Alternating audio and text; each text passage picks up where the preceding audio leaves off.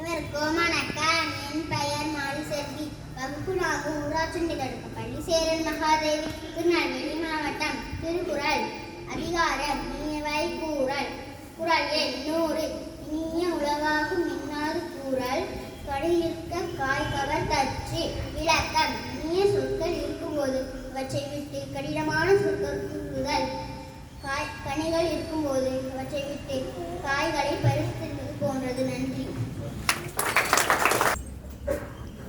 Good morning everyone. My name is Shashwatika Shivani, class 4th PUPS Saran Mahadevi in Tirunelveli district.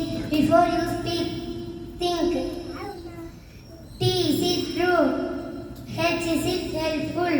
I is it inspiring? N is it necessary? K is it kind? Thank you.